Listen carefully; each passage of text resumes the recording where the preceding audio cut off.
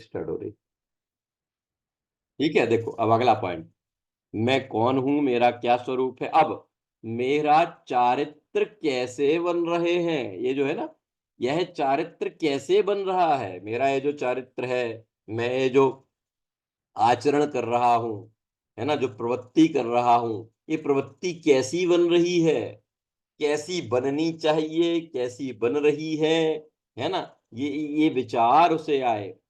फिर आगे, ये मेरे भाव होते हैं, उनका क्या फल लगेगा। अब मेरे जो प्रति समय भाव होते हैं, प्रति समय, आज मैंने उसे क्या बेवकूफ बनाया, 10 की चीज 28 में बेच दी। रोज तो 25 की बेचता था, आज 3 रुपए और ज्यादा कमा लिए। अरे वो हमारी वहां वाली जमीन की कीमत इतनी इतनी थी, और महीनों से परेशान हो रहा था, आज क्या बढ़िया ग्राहक मिला, उसे मैंने कैसे ऐसे कर दिया, है ना, आज ऐसा बना दिया, आज ये कर दिया। आज उतने ही पैसे में मैंने 2 घंटे काम ज्यादा करा लिया। ना मालूम कितने कितने प्रकार के ये भाव हैं। तो इन सारे भावों का क्या फल होगा। जिसको ऐसा विचार आता है उसकी भली होनहार है। क्यों? कि जब उसे अपनी श्रद्धा का, अपने स्वरूप का, अपने आचरण का, अपने भावों का, कि जैसे हो रहे हैं वास्तव में वो तो मेरा स्वरूप है नहीं, तो फिर क्या है, कैसा है ना, इन पर प्रश्नवाचक जब लगेंगे, तो ख्याल में आएगा कि मैं ये जो भाव कर रहा हूं, इन भावों का क्या फल होगा। जब ये विचार में आ जाएगा तो आधे दुर्भाव हमारे खत्म हो जाएंगे। कदाचित कर्म के उदय जन्य आ भी गए तो बाद में खेद बरतेगा, उसमें उत्साह नहीं दिखाई देगा, उसमें आनंद नहीं मनाएंगे, है ना। औपाधिक भाव अगर आया तो खेद बरतेगा, कह रहे कैसे परिणाम मेरे हैं, ये जो मेरे भाव हैं इनका क्या फल होगा। आपको याद है संजीव जी के लगभग लगभग हर तीसरे चौथे प्रवचन में एक उदाहरण आता था। चंदन वाले सेठ का आता था कि नहीं, सुना कि नहीं सुना आप लोगों ने चंदन सेठ का? नहीं सुना। एक चंदन सेठ करके चंदन का काम करता था, चंदन की लकड़ी का काम करता था, है ना, तो उसको इस कारण से उसको चंदन सेठ के नाम से जाना जाता। तो वो जहां रहता था, वहां एक दिन, अब राजा रोज रोज तो निकलते नहीं, एक दिन वहां राजा की सवारी निकली। तो राजा की सवारी जब निकले तो हर व्यक्ति नतमस्तक हो जाए, झुक जाए, वो तो पहले से ही प्रजा पूरी की पूरी उनको अभिवादन करती है ना। ये अपनी छत पर खड़ा हुआ, वहां राजा को सवारी पे देखता है, और जैसा दूसरे लोग अभिवादन करते हैं वैसा ये अभिवादन नहीं करता। देखते ही चंदन सेठ के मन में ये भाव आता है, तो देखो ये इतनी बड़ी प्रजा का ये राजा है, अगर ये राजा मर जाए तो इसे जब जलाया जाएगा तो चंदन की लकड़ी में ही जलाया जाएगा, और सब लोग मेरे से चंदन की लकड़ी खरीद खरीद के ले जाएंगे। मेरा तो इतने महीनों का स्टॉक जो चंदन का पड़ा हुआ है, ये सारा का सारा स्टॉक बिक जाएगा और मुझे बहुत लाभ हो जाएगा। और राजा ने उसकी तरफ देखा, ये सब लोग तो नतमस्तक हैं और ये तो निगाह नहीं मिला रहा, अभिवादन भी नहीं कर रहा। अच्छा, देखता हूं इसको। और राजा की सवारी राजमहल में पहुंची। राजमहल में पहुंचते ही राजा ने कहा कि वो जो वहां ऊपर वो खड़ा था, उसने अभिवादन नहीं किया, वो कौन है? कि साहब वो चंदन सेठ के नाम से जाना जाता है। तो वो इतना बड़ा सेठ हो गया है, ऐसा हो गया, कल उसको फांसी की सजा दी जाए। राज राजाओं के आदेश तो पहले कोई अदालत थोड़ी होती थी कि तुमने क्या अपराध किया, क्या जुर्म किया, खड़े हो तुम्हारी पैरवी करी जाए, कुछ नहीं। राज आदेश दे दिया तो दे दिया, फिर कोई उसकी तरफदारी करने वाला नहीं था। अब रात्रि का समय हुआ, राजा विश्राम के लिए गए, यहाँ चंदन सेठ विश्राम के लिए गए। यहाँ राजा को ये परिणाम चंदन सेठ को ये परिणाम आया कि अरे यार, मैं कैसा मूर्ख आदमी हूं, जरा से अपने लाभ के लिए उस इतने बड़े राजा को, इतने पूरी प्रजा का पालन करने वाला वो राजा, आज तक जिसके विषय में किसी न किसी प्रकार की कोई ऐसी शिकायत नहीं की, मैं उसके ही मरने के बारे में सोच रहा हूँ। भैया मुझे कोई लाभ नहीं चाहिए, वो राजा तो दीर्घायु हो, उसे कोई तकलीफ ना हो, उसका जीवन तो बहुत अच्छा हो। तो ये परिणाम आए। जब उसे कौन से परिणाम आए कि ये मर जाए तो मेरे सारा लकड़ी का स्टॉक दूर हो जाए, तो निमित्त नैमित्तिक संबंध देखिए। इसके परिणाम जब ऐसे हुए, तब राजा को फांसी की सजा सुनाने का परिणाम आ गया।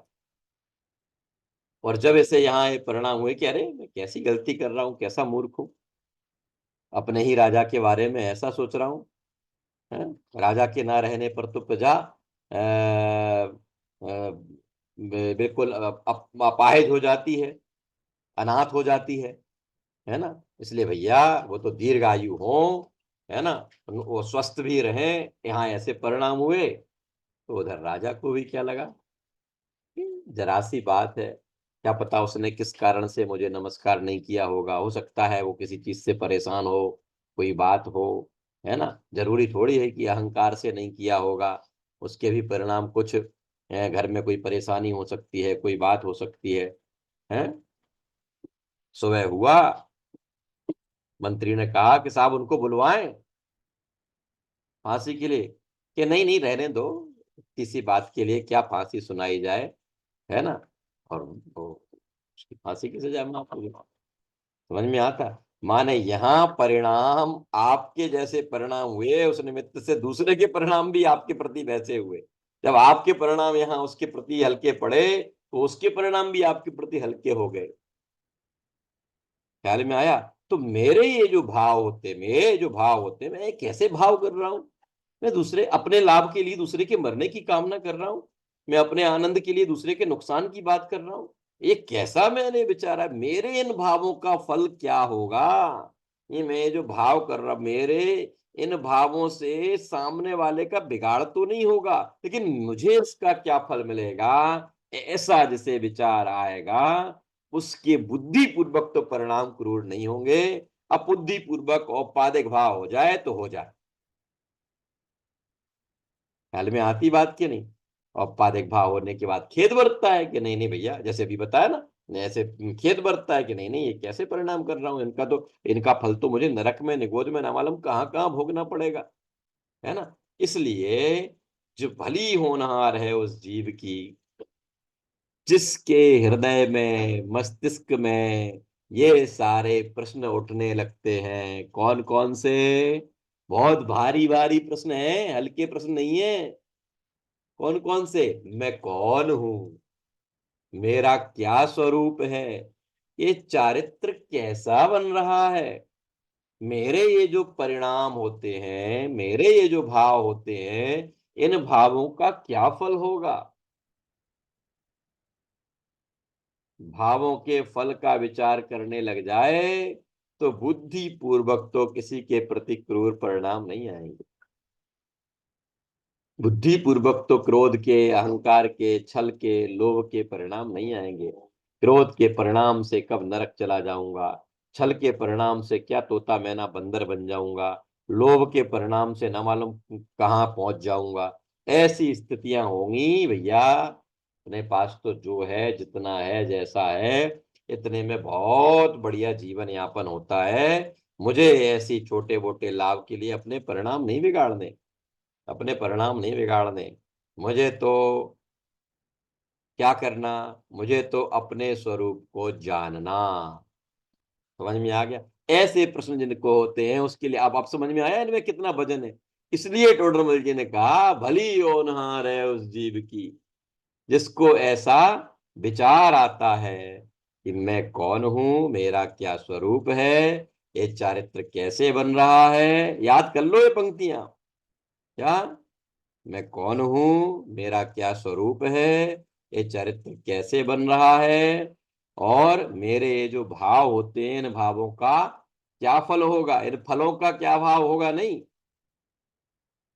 है, इन भावों का क्या फल होगा। मैंने आप लोगों को जिक्र किया था ना एक बार, ये बड़े दादा आदरणीय रतनचंद जी भारत ने जब एक पुस्तक लिखी, एक पुस्तक है पूरी, इन भावों का क्या फल होगा, तो जब वो वहां प्रिंटिंग प्रेस पे जाए, तो वो जो वहां का प्रूफ रीडर है वो बार बार उसमें सही कर दे, इन फलों का क्या भाव होगा, वो यहाँ पे इन भावों का फल क्या होगा ये करे, वो ये क्या करे, बोले भाई साहब ये आपने कुछ गलत लिख दिया क्या, क्या बोले नहीं नहीं भैया, ये यही है, इन फलों का नहीं, इन भावों का क्या फल होगा, है ना। तो ऐसा है, जिनने नहीं सुना हो बेचारे उन्हें क्या पता ये क्या बात कर रहे हैं, ये कैसी बात कर रहे हैं, है ना। देखो, मुझको इतनी बातों का निर्णय करके, ऊपर जो पॉइंट्स आए ना, इनका इतनी बातों का निर्णय करके कुछ मेरा हित हो सो करना, ऐसे विचार से उद्यमवंत हुआ है। ऐसे विचार से उद्यम, उद्यम माने पुरुषार्थ के लिए कमर कस ली है, तैयार हो गया है। समझ में आया, आई कथम अपनी मृत्वा तत्व कौतूहली सन, वो वाली जो बात है ना, वो बात यहां आ गई कि अभ्यास के बल पर आज तक वो जो अपने आप को जैसा मानता था, अब वो उसके मन में प्रश्न आई है, जो मैं मान रहा था वो तो मैं हूं ही नहीं, अगर मैं वो नहीं हूं तो फिर मैं कौन हूं, कौन का जवाब जब आएगा तो फिर मैं क्या हूं, फिर मैं कैसा हूं, ये जो चरित्र बन रहा है वो कैसा बन रहा है, ये जो मेरे प्रति समय के परिणाम होते हैं इन परिणामों का क्या फल है, इन सारी बातों का विचार करके उद्यमवंत होता है। किसके लिए उद्यमवंत होता है, इन प्रश्नों के जवाब के लिए, कहे के लिए, इन प्रश्नों के जवाब, बस इन प्रश्नों के जवाब मिल गए तो आधा काम तो हो गया। मैं कौन हूं का जवाब आ गया कि तुम जीव हो, मेरा क्या स्वरूप है का जवाब आ जाएगा कि मैं तुझा ज्ञाता दृष्टा हूं। सारे करने धरने का जो अहंकार पाल रखा है, अनादि की कर्तृत्व की और भोक्तृत्व की अज्ञान, ये मिथ्यात्व क्षण भर में नष्ट हो जाएगा। ख्याल में आई बात। और प्रति समय जो उसका ऐसा ये जो परिणाम इधर से उधर चलते जा रहे हैं, इनका फल क्या होगा भैया, है, इनसे मेरा कोई लाभ नहीं है। आदरणीय रविंद्र पंडित जी के द्वारा एक वाक्य आता था, तेरे ये जो मन के विकल्प हैं, ये विकल्प पर के लिए अकिंचित कर हैं, कुछ नहीं कर सकते, तेरे विकल्पों से कुछ नहीं होने वाला, पर में बाहर में तेरे विकल्पों से कुछ नहीं होने वाला, और मेरे लिए अनर्थकारी है। अनर्थकारी। समझ में आया, मेरा अनर्थ कर देंगे ये विकल्प, और जिसमें मैं ये सब कराना चाह रहा हूं वो, उसका कुछ नहीं होगा, उसका तो सब उसकी उदय के अनुसार होगा, तेरे तेरे विकल्पों से कुछ नहीं होने वाला। कल पेपर है, अच्छा होगा कि नहीं होगा, ऐसा होगा कि नहीं, जो मैंने पढ़ा वो आएगा कि नहीं, तेरे विकल्पों से कुछ नहीं होगा। किससे होना है, किससे होना है, जो होना है सो निश्चित है, तुम्हें केवल उसमें श्रद्धा धारण करनी है। इसलिए बाहर में होने वाले परिणमन में मेरे विकल्पों की चलती नहीं है, लेकिन मेरा वह विकल्प, मेरा वह अपराध, मेरी वह भूल, है ना, क्या है, मेरे लिए अनर्थकारी है, मेरा अनर्थ कर देगी, कब नरक निगोद तक ले जाने की तैयारी कर देगी कुछ नहीं पता, है ना। बहुत बढ़िया आनंदकारी प्रकरण है, चलिए और पढ़ते हैं। मुझको इतनी बातों का निर्णय करके कुछ मेरा हित हो सो करना, ऐसे विचार से उद्यमवंत हुआ पुनश्च यह कार्य, पुनश्च इस कार्य की सिद्धि, किस कार्य की, इन प्रश्नों की जवाब की सिद्धि, इस कार्य की सिद्धि शास्त्र सुनने से होती है। क्या इन प्रश्नों के जवाब कहाँ मिलेंगे, नदी के किनारे बैठकर, हैं, इन प्रश्नों के जवाब कहाँ मिलेंगे, कि क्लब में नाचकर, है। इन प्रश्नों के जवाब शास्त्र सुनने से प्राप्त होंगे। शास्त्र सुनने से ही होती है, ऐसा जानकर। अब देखो, ऐसा जानकर अति प्रीति पूर्वक शास्त्र सुनता है। अति प्रीति पूर्वक करे। अब पता नहीं कौन सी ऐसी बात आ जाए जो जीवन बदल दे। पता नहीं कौन सी ऐसी बात बता दें कि मेरे अनादि के दुखों का अंत हो जाए। ऐसा ऐसा विचार करके प्रीति पूर्वक, बहुत शांत परिणाम से, बहुत उत्साही होकर जिनेंद्र भगवान की वाणी को सुनता है ना। बहुत प्रीति पूर्वक शास्त्र सुनता है। कुछ पूछना हो तो पूछता है। ये सुनना है ना। फिर इसके बाद जब कोई प्रश्न हो तो तत्संबंधी प्रश्न को पूछता है, तथा गुरुओं के कहे अर्थ को अपने अंतरंग में बारंबार विचार करता है। स्वाध्याय के भेद है ना, वाचना, प्रक्षना, अनुप्रेक्षा, आमनाय, धर्मोपदेश। तो पहले वाचन करना, सुनना अथवा वाचन करना एक में ही ले लिया, है ना। फिर समझ में ना आने वाले चीज को पूछना, और फिर समझ में आने के बाद उसका बारंबार विचार करना, चिंतन करना, बारंबार बारंबार। अच्छा, आज बताया था कि मैं ज्ञाता दृष्टा हूँ। मैं ज्ञाता दृष्टा हूं तो, लेकिन मैं अपने आप को ज्ञाता दृष्टा क्यों नहीं मान पाता हूँ? मैं कैसे ज्ञाता दृष्टा हूं? मैं कर्ता धर्ता क्यों नहीं हूं?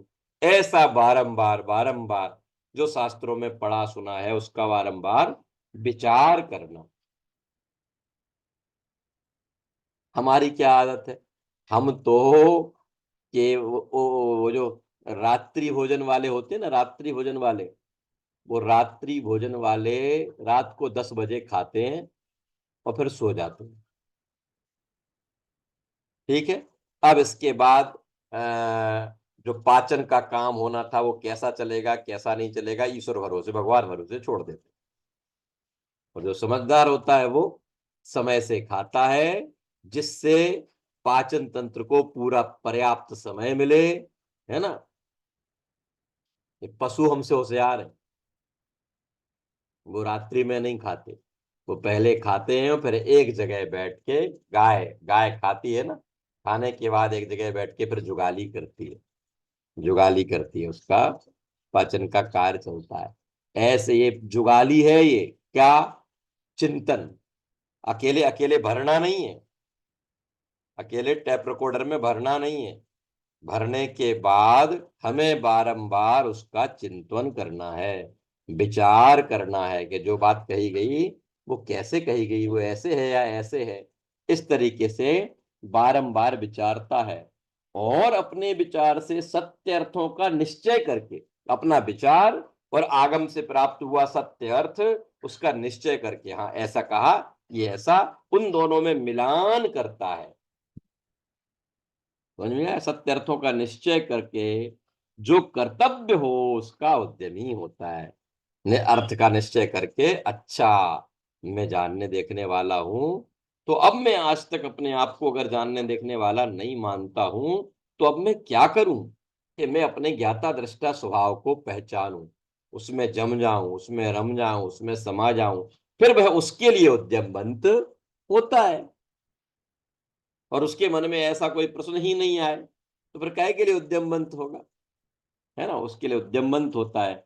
अब देखो, ऐसा तो नवीन श्रोता का स्वरूप जानना। ऐसा तो अभी जो नया नया श्रोता है ना, वो इतना काम करता है, उसको इतने विचार आते हैं, इतना विकल्प आता है, इतना चिंतन चलता है। समझ में आया? जो जो अभी जिसे नई नई रुचि लगी है और उसे संसार आसार लगने लगा, तो तो संसार आसार लगने पर इस आसार संसार से कैसे बचूं, इसमें जो उपादेय की बुद्धि पड़ी है, वह उपादेय की बुद्धि कब दूर हो, है ना, उपादेय की बुद्धि कब दूर हो, ऐसा विचार आए, उसका उद्यम करे। उद्यम करे तो उपाय हुए बिना रहे नहीं। और और गंतव्य की प्राप्ति देखो, एक तो शशि जी ये है कि मुझे शिखर जी जाना है ना। सोच रहा है 1 दिन 2 दिन 5 दिन महीने भर, है। शिखर जी ज्यादा दूर कह दिया। हाँ, आपने अपन अपने सेक्टर 7 के मंदिर से हरि पर्वत के मंदिर जाना है, ठीक है।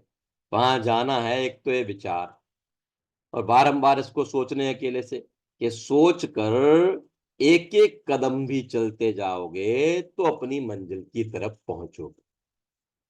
उद्यमवंत होना ये है ना। विचार कर कर फिर जो योग्य हो उसके लिए उद्यमवंत होता। अच्छा, वहां जाना है तो यहाँ से चलना पड़ेगा, ऐसे चलना पड़ेगा, इतना चलना पड़ेगा, सब बहुत दूर है, थकान तो बहुत होती है। हाँ कोई बात नहीं, थकान होती है, जहां थकान हो वहां रुक जाना, थोड़ा विश्राम करना, फिर थोड़ा चलना, फिर ऐसे करना। ऐसा करने वाला, है ना, जो चलने वाला होता है वो कभी ना कभी मंजिल तक पहुंचता ही पहुंचता है। भले वो एक दिन में 10 कदम ही चल रहा हो, अगर 100 कदम की मंजिल थी तो 10वें दिन पहुंच जाएगा। और जो घर पे बैठा बैठा, हाँ जाना तो है, जाऊंगा, देखता हूँ क्या करना, ऐसा ऐसे वाला नहीं पहुंचेगा। ख्याल में आया? इसलिए टूटमल जी ने कहा, भली होनहार है उस जीव की जिसको ये विचार आता है, मैं कौन हूँ, मेरा क्या स्वरूप है, ये चरित्र कैसे बन रहा है, ये जो भाव होते हैं इन भावों का क्या फल है, ऐसा विचार कर उद्यमवंत होता है। और बहुत प्रीति पूर्वक, पूरा प्रकरण याद कर लो, 4 4 8 10 लाइनों का तो है ही, प्रीति पूर्वक शास्त्र सुनता है। सुनने के बाद अगर कोई प्रश्न होता है तो पूछता है, पूछने के बाद फिर विचार करता है, विचार करने के बाद फिर निर्धार करने के लिए अपने विचार का और आगम का, इन दोनों से मिलान करता है। और मिलान करने के बाद जब सही जवाब पाता है तब संतुष्ट होता है। ऐसा तो नवीन होता जा रहा। ठीक है, एक पैराग्राफ और पढ़ने की कोशिश करते हैं, हमारे पास 4 5 मिनट हैं। वो नस भैया जी, आमनाएं आगम में ही आएंगी ना? नहीं, आमनाय का मतलब चिंतन है। अच्छा। हाँ, वाचना, प्रक्षना, अनुप्रेक्षा, आमनाय। अनुप्रेक्षा का मतलब भी चिंतन है, और उसी चिंतन की जो पराकाष्ठा होती, धोंकना उसको बारंबार। अगर उस अपने अपने चिंतन के ऊपर अगर कोई ऊपर राख जम गई हो तो उसको हटाना, किससे? आमनाय से। बारंबार के उस चिंतन से उसको हटाना माने उस चीज को और मजबूत करते जाना, वो आमनाय कहलाता है। इस तरीके स्वाध्याय के अंग है। सीधा आमनाय नहीं हो पाएगा, सीधा अनुप्रेक्षा नहीं हो पाएगा, पहले आपको वाचन करना पड़ेगा। वाचन करने पर आपको जब कोई प्रश्न आएगा तो उस प्रश्न का समाधान लेना पड़ेगा, पूछना पड़ेगा। पूछने के बाद फिर उसका चिंतन करना, फिर चिंतन की इतनी तीव्रता हो, इतनी पराकाष्ठा हो कि सारे पुराने मान्यताएं एक तरफ हो जाएं, वो आमनाय आमनाय की तरफ जाएगा। और जब इतनी चीजें हो जाएं तो धर्म बुद्धि से अपने साधर्मी जीव को वो धर्म का उपदेश देगा। इस स्वाध्याय के 5 भेद है ना, इस स्वाध्याय के 5 भेद है, वाचना, रक्षणा, अनपेक्षा, आमनाय और धर्मदेश। कब करेगा? कैसे करेगा? प्रीति पूर्वक करेगा। प्रीति पूर्वक करेगा, लेकिन कब करेगा? जब उसे विचार आएगा, मैं कौन हूं, मेरा क्या स्वरूप है, ये चरित्र कैसे बनता है, मेरे जो भाव होते हैं इन भावों का क्या फल होगा, है ना। ऐसा सोचकर वह शास्त्र सुनता है। कैसे सुनता है? प्रीति पूर्वक सुनता है। ठीक है, सुनकर क्या करता है कि विचार पूछता है, अगर कोई प्रश्न होता है तो पूछता है। पूछने के बाद क्या करता है? फिर उसका चिंतन करता है। चिंतन करने के बाद क्या करता है कि मैंने जो चिंतन किया वो, और आगम में जो बात बताई है वो दोनों एक सी हैं कि नहीं, उनमें मिलान हो रहा है कि नहीं, कि नहीं हो रहा हो तो, कि नहीं हो रहा हो तो नींद नहीं आती। हुआ कभी ऐसा? सोचो सोचो सोचो, है क्या? जो काम आपको करना हो और कल आपको उसका साधन नहीं दिखाई दे, तो रमेश जी रात की नींद उड़ जाती है। पुत्री की शादी की बारात आनी हो और अभी घंटे भर पहले जिस कैटर्स को किया था उसका फोन आ गया, क्या, कि भाई साहब हमारे यहाँ एक ऐसी दुर्घटना घट गई, हम तो इस काम को नहीं कर पाएंगे, अब सो के दिखाओ। है गई नींद, गई कि नहीं गई? कल कल कल जिस प्लॉट का देखने गए थे और आप तय करके आ गए थे, है ना, तय करके आने के बाद आप उसे 1 लाख रुपए एडवांस के तौर पर दे आए थे, और शाम को उसके लड़के का फोन आया कि पिताजी तो नहीं रहे। क्या? जिनसे आपने तय किया था वो हमारे पिताजी नहीं रहे। अब आपको उसके प्रति संवेदना है कि आपके परिणाम कुछ और चल रहे हैं? नींद आएगी। जैसी ये नींद आपकी उड़ी है, वैसी कभी एक रात की नींद मैं कौन हूं के जवाब में उड़ी है क्या? है? नहीं उड़ी।